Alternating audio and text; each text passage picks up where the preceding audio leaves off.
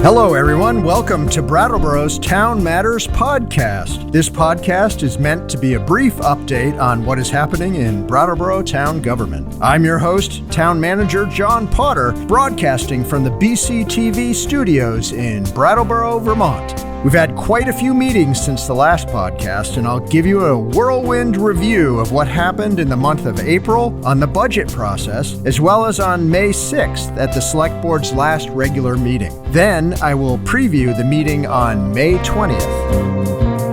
The board just went through an amazing 10 weeks of meetings leading up to the March RTM and then redeveloping the FY26 budget during April. There were 15 meetings of the Select Board over a 10-week period, which has to be some sort of record or something. In the last episode, I covered the meetings in April through April 8th, and today I'll talk about the rest. So the board had a special meeting on Thursday, April 10th, and they started off the meeting with issuing several commendations for work on the SIT fire response on March 26th. There was a big fire up at SIT, and they commended Assistant Fire Chief Charles Keir, Assistant DPW Director Pete Lynch, and Recreation and Parks Director Carol Lalott for their work on that.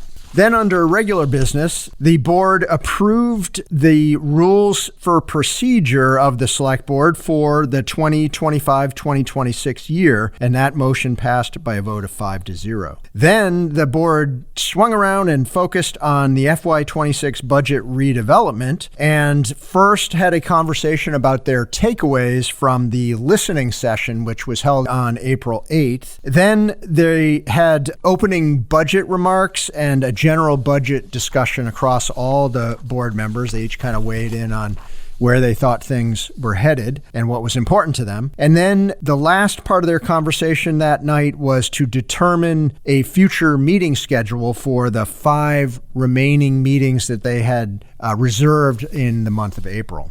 So the first one of those was their next meeting on Tuesday, April 15th. That did have budget items on it, but as it was a regular meeting, they also had a number of regular business items. And on the consent agenda, for example, which they approved 5-0, they authorized up to $200,000 application for a VTrans Town Highway Class 2 paving grant and up to $200,000 grant application for a VTrans Town Highway Structures grant, and they authorized a $22,248 replacement of the municipal server. The first item under regular business was a financial quarterly update for FY25 through Q3. It was noted that the town is running over budget for some items that were not anticipated. There was a discussion about fire overtime and several other aspects of the budget. The board accepted the quarterly financial report as presented by a vote of 5-0. Next, Fire Chief Jay Simons and Assistant Fire Chief Charles Keir gave a short presentation on the fire department's quarterly update. They discussed recent fire suppression events, vacancies, and community outreach like the situation table. They discussed billing and patient care, ambulance times, types of calls and personnel, and following a discussion with the board and members of the public, the board accepted the fire department quarterly report as presented by a vote of 5-0. The next item was the Wild Carrot Farm stabilization proposal, and Town Assessor Jennifer Burnell discussed the farm tax stabilization program, and the board had a conversation and authorized the town manager to execute a farm tax stabilization agreement with Wild Carrot Farm for a term of 1 year ending March 31st, 2026, and that passed by a vote of 5-0. Then the board hit FY26 budget redevelopment. And the first item that they talked about was the Finance Committee report that the Finance Committee put together for the March RTM. And they generally discussed structural budget issues, including long-term financial planning, capital planning, and the budget process, the use of town funds and the revolving loan fund, and having each department discuss their budgets one by one during the budgeting process. There was a motion that the Select Board set a policy of maintaining a reserve fund that is 10% of the annual budget, and to achieve that incrementally over the next 10 to 15 years, and that up to $10,000 be set aside for that in the FY26 budget, and that motion passed by a vote of 5-0. Then one more motion on the kind of structural budget issues, and that was beginning in FY27, the town will produce a 5-year financial plan, a 5-year capital infrastructure plan, and a 25-year capital equipment replacement plan, and that passed by a motion of 5-0. Then I guess the hour was getting late, and the board voted to table the solid waste discussion to a future meeting, and that passed by a vote of 4-0 and 1 abstention.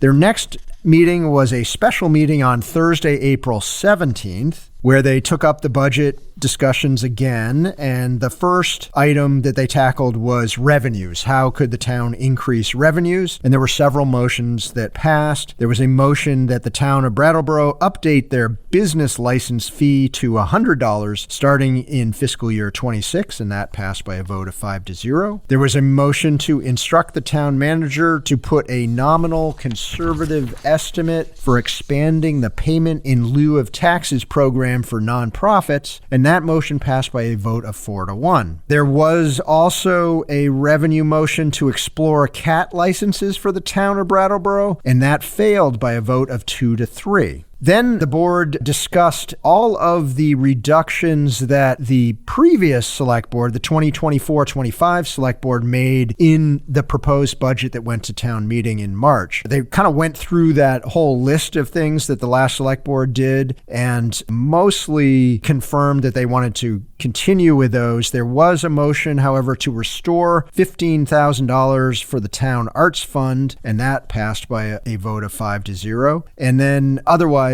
there was a motion to accept the FY26 reductions on the memo that went with their materials, which basically had the previous Select Board's reductions in it, and they passed that by a vote of 5-0.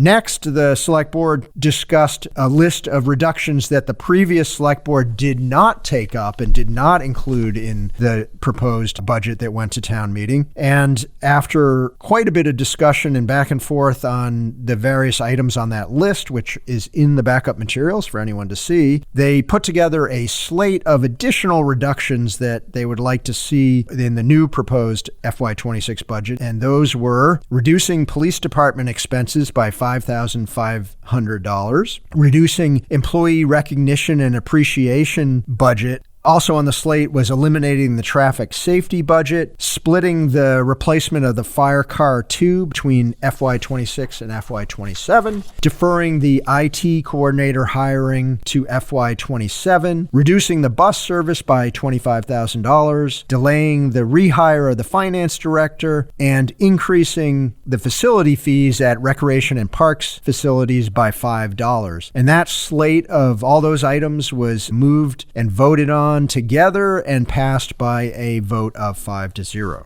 So that was Thursday, April 17th. The following Tuesday, April 22nd, the board held a special meeting where they considered possible service reductions in public safety. Police Chief Norma Hardy and Assistant Chief Jeremy Evans discussed a presentation. There was a letter from the state attorney's office that was read. Jim Baker, a consultant for the Vermont governor's office, discussed public safety in town and the impacts of the motel program. Scott Allen discussed the situation table and progress being made there. And Justin Johnson, the community resource specialist for the BRAT team, discussed his work with Project CARE and other BRAT team-related items. Also joining this conversation was Fire Chief Jay Simons and Assistant Fire Chief Charles Keir. They discussed their increase in call volumes that they've been seeing. They discussed the overtime budget. There were many participants from the community that then weighed in on both the police and fire conversation, including a number of representatives from One Brattleboro. And in the end, the board moved to direct the town manager not to incorporate any service reductions into the draft FY26 general fund budget revision to reductions in public safety, and to investigate the savings that may occur from adding firefighters to offset overtime. And that motion passed by a vote of 4-1. And that was the meeting on Tuesday, April 22nd. 2 days later, on Thursday, April 24th, in that meeting, they did have one item on consent agenda, which was a road naming near Maple and Guilford Streets that passed by a vote of 5-0. Then, under regular business, they took up the budget again and first discussed the solid waste aspects of the FY26 budget, the history of solid waste in town, the solid waste needs of the town and the costs, as well as alternatives. And they left that conversation without taking any motions. The next item was discussion of the preliminary new numbers in the budget. And after going over those numbers, they moved to return the $50,000 line item for Southeastern Vermont Transit, the mover, to the FY26 budget. So that was restored by a motion of 5-0. And then at the end, they approved the slate of removing the assistant town manager position at a $140,600 savings and a $5,000 cut to the arts fund. And that passed by a vote of 5-0. And then there was one more motion to reduce supporting the resilience efforts in community and supporting and staffing the Energy and Agricultural Advisory Committee, reducing both of those things. And that passed by a vote of 3-2. Final item on their agenda the night of the 24th was warning the special representative town meeting, and the board moved to approve the warning for special representative town meeting on May 27th, 2025 as presented, and that passed by a vote of 5-0. The final budget redevelopment meeting took place on May 1st, and that was a special meeting. In that meeting, there was a revised FY26 budget before the board. They discussed contingency funds and IT services, the new fire department positions, the decision not to hire an assistant town manager. They discussed the sustainability coordinator going part-time, as well as a number of other items. They heard quite a bit from the public, and in the end, they moved to approve the FY26 general fund budget and capital plan as presented by a vote of 5-0. The board also had their regular meeting on Tuesday, May 6th, and there was consent agenda with 7 items on it. They approved liquor and tobacco license renewals, a whole long list of renewals for the town. They approved an outside consumption permit for the Royal Diner on Marlborough Road. They accepted an up to $235,406 grant for improvements to Melchin Road, which had washed out previously. They ratified a $600 grant request put in by the Conservation Commission to the Association of Vermont Conservation Commissions for a small grant to put in a pollinator garden at the police station. They ratified a $15,600 expenditure on an emergency pump repair. They approved an outside consumption permit for Martochi's on Elliott Street, and they approved a parade permit for the AIDS Project of Southern Vermont's AIDS Walk. And that consent agenda passed by a vote of 5-0. Next, the board took up parking system improvements, and Assistant Police Chief Jeremy Evans and Highway Superintendent Darren Pacheco gave a great presentation. They were supported by Kate Traskis from the Downtown Brattleboro Alliance, who has been working together with a number of town staff to try to come up with ways to improve the parking system. The board made a slate of motions to accept reconfiguring the zone so that parking lots and the corresponding streets become a single zone. They accepted changing zone names to a numerical format only, adopting changes to the rate and time limitations on High Street to mirror High Grove Lot, adopting changes to time limitations on Elliott and Flat Street, and accepting the addition of 2 kiosks out into the parking infrastructure that are currently allocated as spares. And that slate of motions passed by a vote of 5-0, so improvements coming to the parking system soon. They did discuss also some other items on parking which will be taken up in more detail when the parking budget's discussed in upcoming meetings, and that included making Sunday parking free again and extending the times during the week to 2 hours later in the day for parking enforcement, and then also loading zones and the idea of monthly parking permits. So stay tuned for more on that. Next, Kate Traskus from the Downtown Brattleboro Alliance presented on the Brattleboro Thrives program, which is the economic development program that DBA was supported by the Selectboard in. So she gave an update on that. And Kate O'Connor from the Chamber of Commerce joined her as well and discussed the Doing Business in Brattleboro guide that they are working on. There was no motion on that item. Next, Executive Director Traskus explained a Spark Street mural project, which is a public art application that had been put into the town. And the board, after hearing about that public art project, moved to approve the Spark Street mural project's public art application for 3 public art exhibits in downtown Brattleboro, and that passed by a vote of 5-0.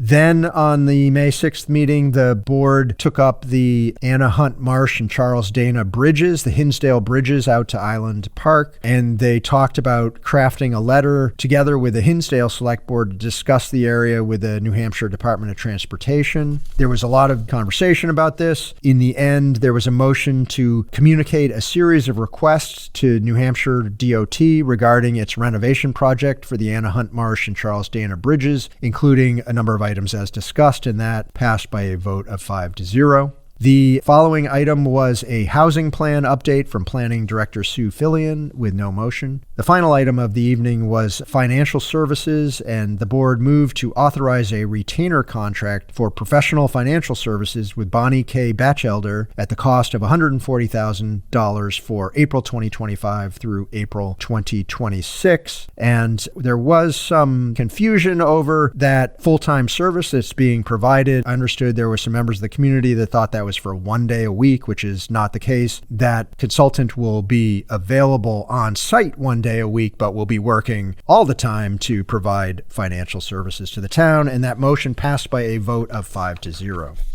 The next Select Board meeting is a regular meeting scheduled for Tuesday, May 20th at 6:15 p.m. at the Select Board meeting room at 230 Main Street, and this is what will be on the agenda for that meeting.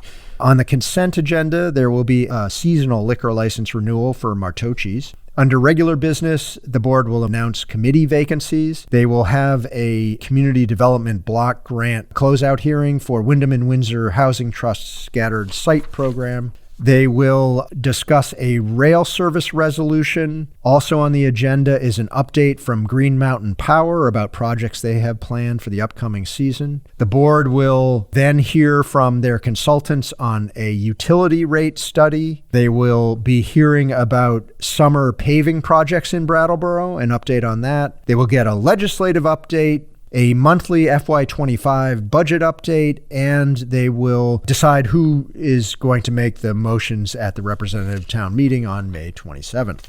I have a couple of announcements before I wrap up here. I know it's a long podcast. I really appreciate everyone bearing with me here. The special representative town meeting is scheduled for Tuesday, May 27th at the Brattleboro Union High School gym at 6:30 p.m. Prior to the RTM, there will be an informational session held on Wednesday, May 21st at the Academy School gym. Each district will hold a caucus beginning at 5:45 p.m. to appoint RTM members to fill any vacant seats. The info session will begin at 7 p.m. The town is now accepting applications for various boards and committees. This is an excellent opportunity to take part in your local government, meet your neighbors, build your resume, and contribute your talents to the community. And we were so grateful to everyone who does this every year. You can find the application and instructions for applying on brattleboro.gov. And for print copies of the application, call the town manager's office at 802-251-8151. Finally, the Rec and Parks Department is accepting registrations for their summer day camp program. Day camp is for kids aged 5 through 12. Camp takes place at Living Memorial Park and operates Monday through Friday from 8:30 a.m. to 4 p.m. The campers will participate in arts and crafts, sports, games, archery, music, drama, hiking, swimming, and special events. Learn more at brattleboro.gov/recreation. So that's your update on what's been happening in town government in Brattleboro. Please reach out to me at the town manager's office if you have any suggestions or want to discuss anything further. There's lots of additional information on the town website, brattleboro.gov, about what's discussed at the select board meetings, so please check in there for agendas, reports, and backup materials. Thank you for listening, and see you later, Brattleboro.